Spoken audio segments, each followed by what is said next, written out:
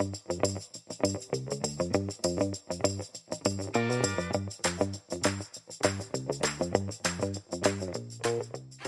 welcome everyone to Debra and Peter doing a podcast with me, Deborah Alcock-Tyler, and him, Peter Wanless, President, Chief Executive, Chair, all the big job titles in the world, follow him about. But what I'm most interested in is how was your weekend in Blackpool, Peter? Well, good day to everyone. Yeah, it was fun, thanks. There were two purposes of going to Blackpool. One was to take up the offer of the 2 VIP tickets to see Blackpool Football Club, which I was given when I left the NSPCC, and the other was to see my elderly uncle. My brother and I arrived on Valentine's Day at 11 o'clock in the morning in Blackpool, and there was an England cricket match going on, so we thought we ought to head for a sports bar to watch a little bit of cricket. And on our way to the sports bar, we picked up our tokens for free shots. So by 11:15 on Saturday morning, we were halfway through our first pint of Guinness and our free shots, and it kind of continued in that spirit. For the rest of Saturday, Blackpool unfortunately lost 4-0 at home, which was a bit disappointing for the locals, and they were playing Plymouth. So my brother especially and I had to suppress our West Country accents slightly, because honestly I wanted Blackpool to do well. That was why I was there, but it wasn't quite to be. So yeah, we had a good weekend away, and came back, and I've already been to London and back this week. It's there's plenty to do. Busy. How about you? Yeah, more trips back and forth to the vet with my poor puppy. It's just this thing never seems like it's going to end. So we're back again on Thursday morning to see how it's assessed, and then so my entire thing is I'm housebound because of the damn dog, basically, Peter. And the funny thing is, I'm not one who likes leaving my house much anyway. I'm really a homebod. You know, I don't like parties. I don't like going to the pub. You know, I don't mind going out for a meal with friends, but I just like being at home until I can't leave the house because I've got to guard the dog. And now all I think about all day is how can I get out of this house? It's so funny, isn't it? When it's your own choice, it's perfect. When you absolutely have no choice, all of a sudden you desperately want to do the thing that you've never actually cared about before. Yeah. But yeah, we're our third week now of this nightmare. But, you know, it's hopefully tough. the end is coming soon. Yeah, let's hope so.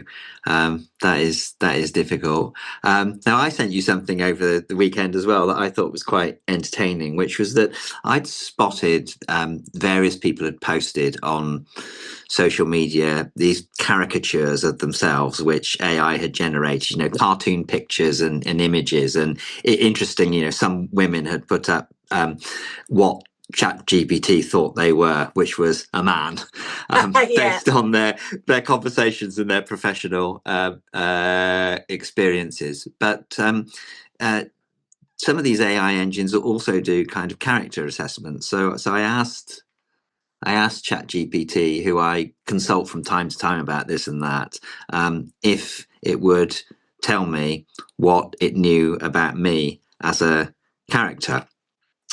With some slight trepidation. And it promised that it was going to offer me a character assessment grounded only in how I showed up with ChatGPT, with no extra material and no mysticism. And I must say, and I sent it to you, I thought it was pretty impressive, and it described a kind of person that I would really like to be. I thought, actually, I quite admire and I'm quite interested in that individual. And what it had to go on was really, it's not the kind of me that presents to the outside world, because it hasn't got scripted speeches and statements and lines to take and all of this public persona. What ChatGPT gets from me is questions where I'm not sure. I want to find out some information, or I'm testing my thinking, and then so it probably gets a more vulnerable, inquiring version of me than maybe I appear in real life. But I thought it was fascinating. I thought it was scary and accurate and positive and slightly flattering. So both kind of inspired a bit by it, but also worried and dangerous. And interesting that yesterday the government's brought out some important strengthenings to child safety online, including, you know, outlawing some of these chatbots which kids are going to for help and advice. And I'm kind of not that surprised, because you could easily be kind of misled or drawn into or tempted into believing things that you're not, because this kind of virtual friend is feeding back in a very positive minded way, something which in the moment did make me feel very positive. And as I say, it was scarily accurate. And you can tell me what you think about its assessment of me. But at the same time, if we become overly reliant on these things or fail to spot the where they are tempting us to be, then difficult and dangerous. I thought it was very accurate about you, but I also think it was very one-sided about you, if you know what I mean. I mean, the thing that I've learned, that Jose, who is in charge of our AI project at work, drums into us all the time, is that they want to please. You know, that they're completely designed to answer your question, to please you, to make you happy with what they're doing. You know, like softening us up before they take over the world, Peter. That's what it is. Yeah. And so, you know, and it reminds me a little bit of horoscopes. You know, like when people believe in the horoscopes, when you read the horoscope or the Chinese year of whatever, I mean, I'm a wood dragon. And so when you read the assessment of wood dragon, you instantly say, that's exactly like me. But the reality is, years ago, they did a blind test and somebody said I was a Scorpio. And then they said, this is a description of a Scorpio. How accurate do you think it is? And they said it's completely accurate. And it turns out that it wasn't a Scorpio one, it was Libra or something else. So I think you've always got to take those things with a bit of pinch of salt, especially because, you know, if I think about the fact that there are people in my life who think I'm absolutely wonderful. They can't really see any fault in me. They think I'm bright and inspirational and clever and all those things. There are also people in my life who think I'm utterly awful, you know, that I'm big-headed and up my own arse and all that kind of thing. And so who do you believe? And of course, I think human beings are much more complex than that. But the thing about the children being banned, I mean, there's two things I think, about that. The first one is there's only chatbots. Chatbots, yeah. The first thing, I absolutely get it, because chatbots, you know, they are designed to tell you what they think you want to hear. And so if you put in negative stuff, it will learn that what you want is negative stuff, and it's very likely to give you that stuff back. And that's, you know, how dangerous it is. But I still come back to, it's still punishing the victim rather than going after the designers of these programs, you know. And I'm still really uncomfortable about it when we take away from young people something that, you know, if used well, can be a good tool. But of course now, Peter, I'm going to absolutely simply have to go into ChatGPT and program in what it thinks of me based on what I've told it, or, you know, what it's read of mine. I mean, I'll just be very, very interested to see. Yeah, you have to be logged in and have sufficient, of which mine is not very much, you know, to draw on. But, you know, based on not very much, it wasn't, you know, right or wrong, nice or nasty. I thought it quite subtly drew out some of the things which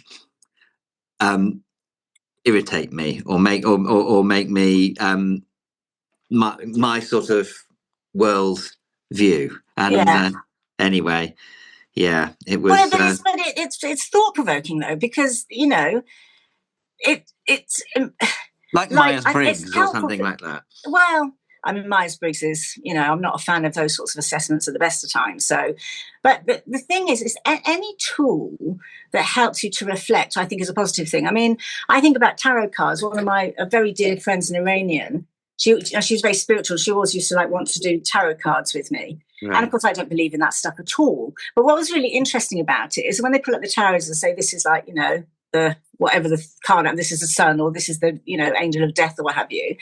You start to answer questions about yourself just in response to the cards, you know. So what on earth does that mean? And I think these tools can be super useful if they are helping people to be self-reflective. So anything that gets others to judge you, that's why I hate psychometric tests, because it's about, I'm putting you in a box, I'm saying you're this kind of person. Yeah.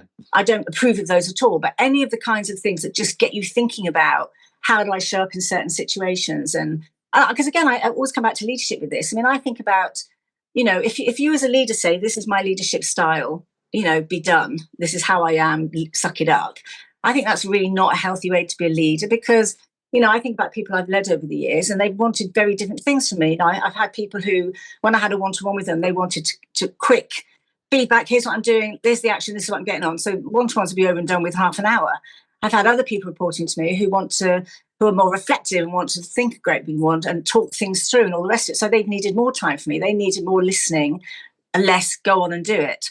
And I think that, you know, good leaders understand that adapting your style to suit the people you're leading is much more powerful than just saying, this is how I am, you work around me. And that adapting your style isn't damaging your sense of self. It's not damaging who you are. It's not faking it. It's just recognizing that. Yeah. I mean, I'm sure I've said this before, like, you know, you wouldn't shout at a toddler, you know, like be all imposing, would you? If they were crying, you'd sort of come down to their level and ask what they needed. And if you know, there was a teenager bullying somebody, you'd be likely to shout and be much more forceful. And that doesn't change who you are as a person. That's just the appropriate behavior for the situation. And I don't know how I got onto that, but yeah, I guess people want to know where they stand with the leader, though, don't they? It's if you either emotionally or intellectually inconsistent, that can be confusing to the people in your organization. So standing for a small number of things kind of clearly and consistently, I don't mean by that, yeah, this is me, take it or leave it. Yeah. But at the same time, if you're so adaptable that you're agreeing with the last person you spoke to, that's standing for principle. So, for example, our principle or our values at DSC are excellence and empathy, and we hold that standard really high. Like, you know, we constantly talk about it. But the way in which I exhibit excellence and empathy might not be the same as the way somebody else does it. But the thing is there. So I think it's not so much about your personality, it's about the standards you set and the expectations you set and then how you then live up to them. Because the other thing that really struck me as well about this, your ChatGPT assessment, is that because I really like you, Peter, so I look for things in you to reinforce the fact that you're a great human being, because I think you are. And it's interesting how we as human beings, with people that we like, we look for evidence to back up why they're worthy of our regard. Whereas with people we dislike, we actively look for evidence of those things that make them unworthy of our regard. And I think, you know, it's really helpful for us as human beings as well to always sit in that place, especially as a leader, and think about this person who I've labelled in my head as being difficult.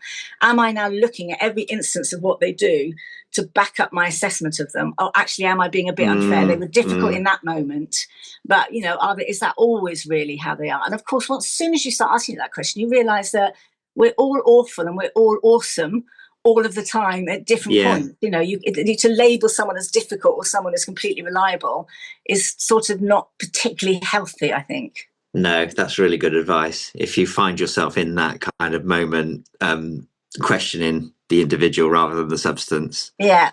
Yeah. Just going back to horoscopes. Well, given that you and I were born on the same day, the same month, the same year. Dragons. Okay, so does that mean that we ought to have exactly the same personality and reactions and kind of to anything and everything? But it depends on your interpreter, because I think, because my aunt was sharing stuff about it today, but we're charismatic, visionary leaders, very committed to changing the world and doing good, you know, stick to principles, speak up on behalf of others. You know, that's the sorts of thing, apparently, that would drag us up. That sounds good. Well, it's lucky we were born on the 25th and not the 24th or the 26th, because who knows what might have happened. Well, no, this is Year of the Dragon, though, so it's anybody born... For the whole year? Yeah, from February the 13th, I think, to February the 12th the following year, something like that. Yeah, wow. I mean, of course, it's all a load of bunkum. You know, I'm fabulous some days and absolutely dreadful others, you know, and sometimes I'm charismatic and visionary and sometimes I'm difficult and angsty, you know, so I don't believe any of that to it. No. I wonder what star Donald Trump was born under. Yeah, maybe we shouldn't go there. Yeah, let's not. But these are tough times, aren't they? Well, they are tough times. And, you know, it's really interesting because we did our staff survey. So it's done by our staff. So the survey is called the Wellbeing Survey. We do it every year.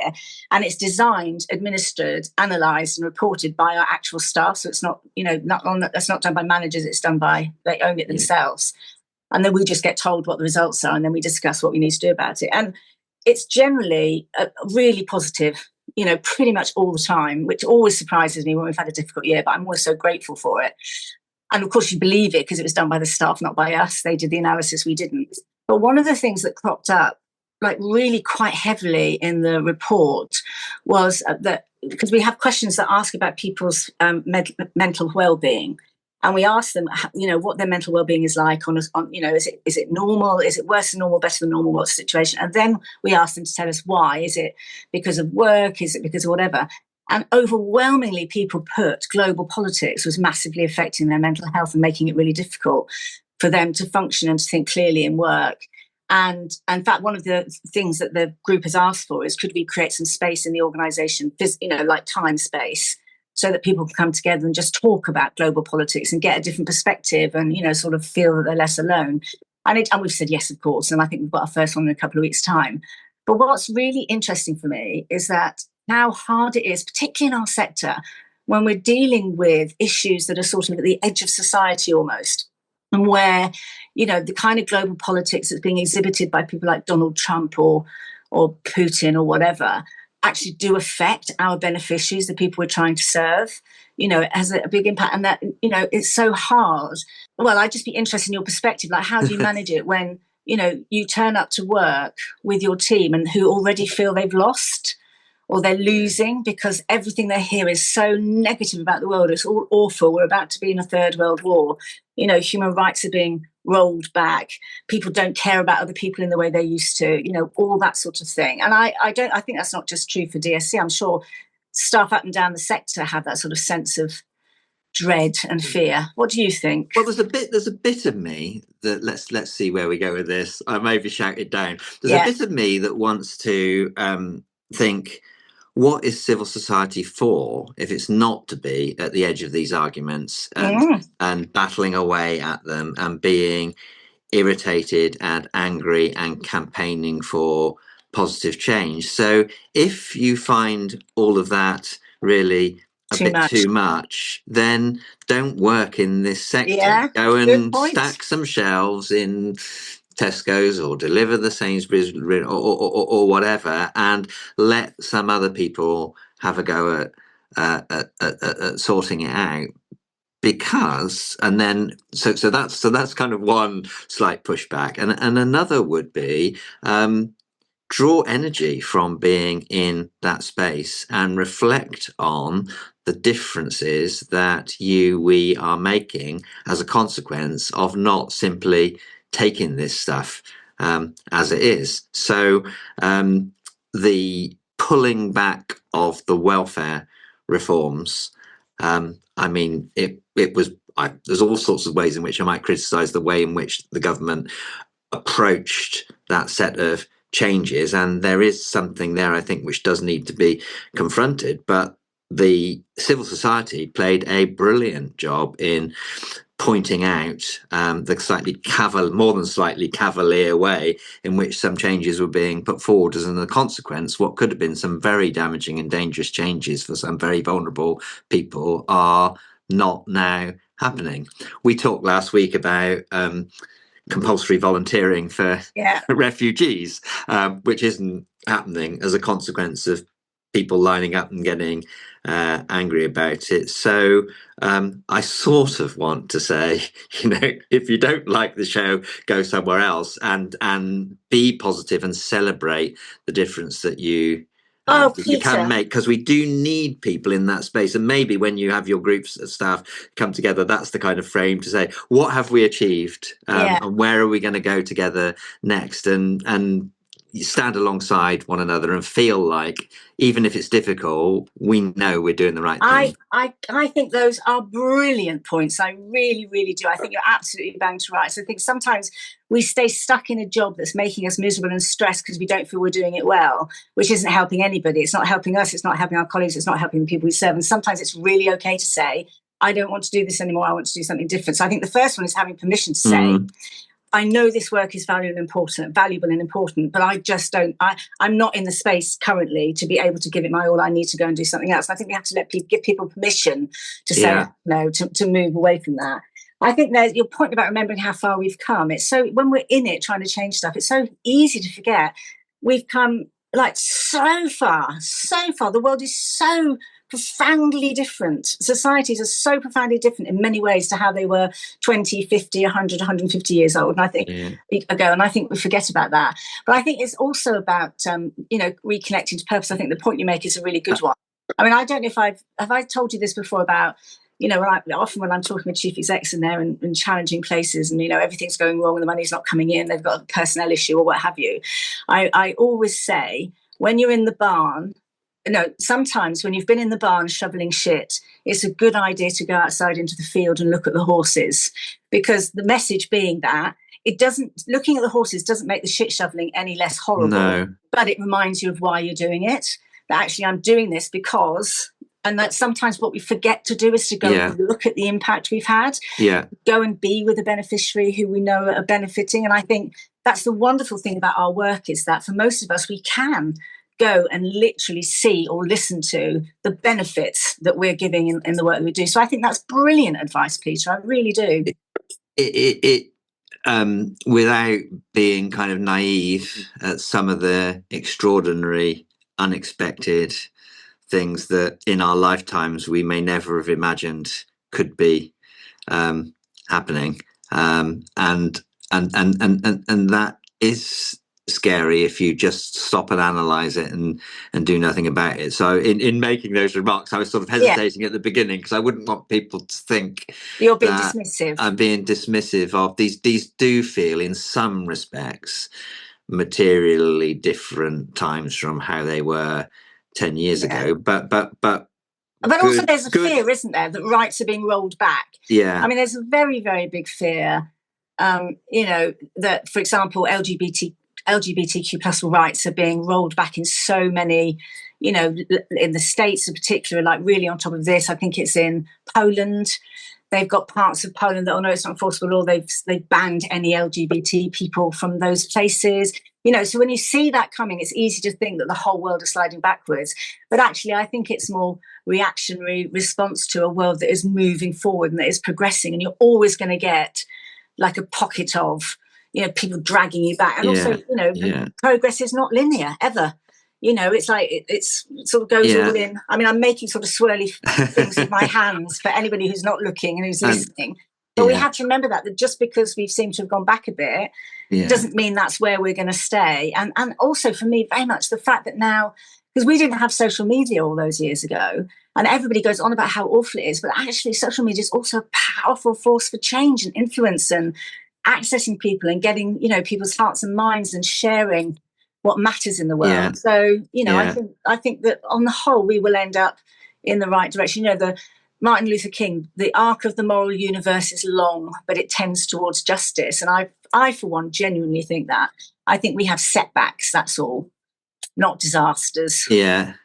I met someone yesterday for lunch who I had not seen since I was at university, which is quite amusing. And he asked me what I was up to, and so I talked a bit about the cricket club, and he kind of knew about the economics of cricket and all the things which can make it feel a completely impossible task for little old Somerset, however brilliant we are on the pitch, to resist the forces of globalization, private equity investment, and test match stadiums. And then he said, "What else you do?" And I said, "Well, I chair this little charity that's about digital rights for children online." And his eyes sort of, how on earth are you going to, win that against these companies with great deep pockets and making profits and all that sort of stuff? And then we talked about, and I said, and the other thing I do is like help a global chain of schools think about what consistent safeguarding happy, healthy cultures might look like in 35 different countries across the world. And he sort of looked at me and said,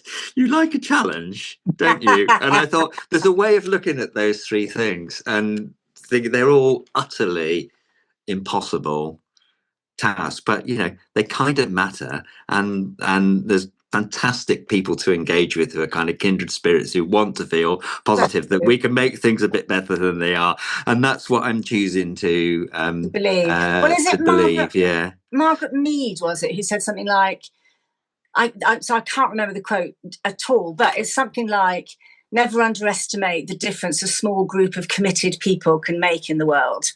And I think that was Margaret Mead, the anthropologist. And then there's that other one. It's like, if you think you're too small to make a difference, try dealing with a mosquito in your room. And I've also always really liked that one. Like you just persist. There's a phrase in campaigning, isn't there, which is persistence overcomes resistance. And it's too easy for us when we see a setback, or we meet an obstacle, or we see a thing that's in our way. It's too easy to say, well, there's no point because that's, or the time isn't right. As opposed to saying, well, okay, we'll just keep going, and we'll keep going, and we'll keep going, and we'll keep going until we make the change. But it's hard because we are relentlessly getting bad news, Peter. I don't think we can underestimate that. When all you hear on the news, and when they persistently, like the government's 27th U-turn, you just want to throw something on the telly and say, oh, for goodness sake, are you happy or not happy that they changed their minds? Is it a good thing or a bad thing? Discuss that. Forget about the fact that, they keep changing their minds. Anyway, I don't want to get into that stuff now because we haven't got time.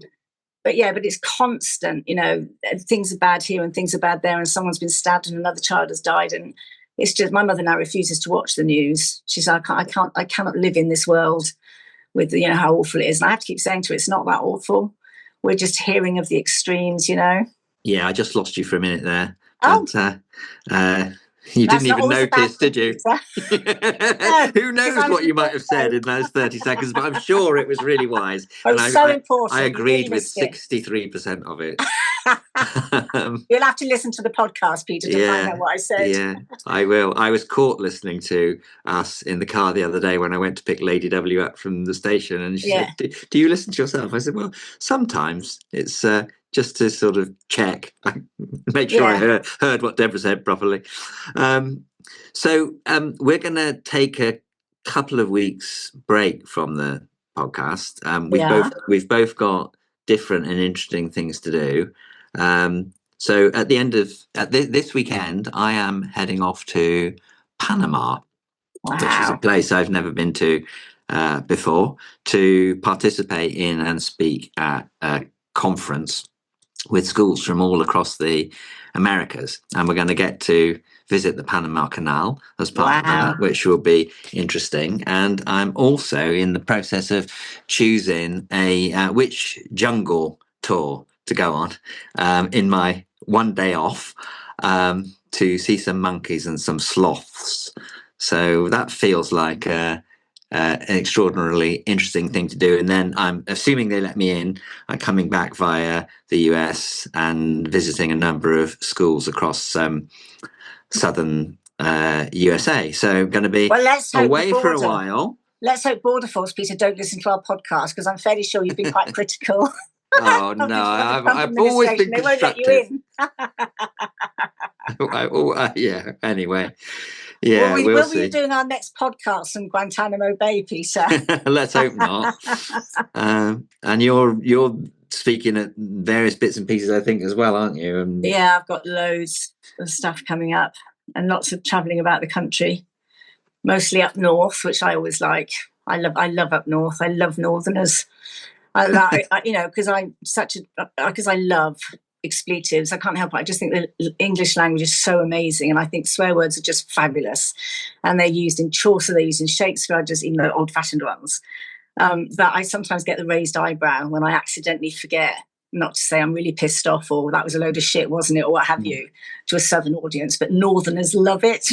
I always they always fall on it, really. So I feel like I'm more among my people when I'm up in the north. Oh, right. Who are also expletiving all over the place. Well, we're keen to get you down to Somerset. I spoke to the Somerset Chamber of Commerce last week, which was a lot of fun, and a couple of people came up to me and said they listened to the podcast. And amazing. One person I was talking to in the conversation, I mentioned that I did a podcast with someone called Debra Taylor, and she was, I think, from the Community Foundation or from a funder down here. And they said, oh, we've been trying to get her to come and speak. So I said, there you go. I'll put in a word.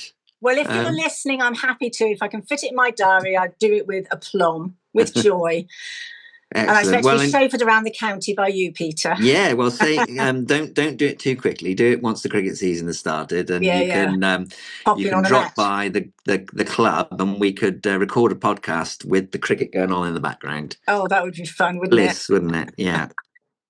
Okay. All right then. Well, Thanks we'll for see listening. everyone. Yeah, in a fortnight or so. Yeah, we will. Right. Take care. Take care. You too. Enjoy Panama. Bye.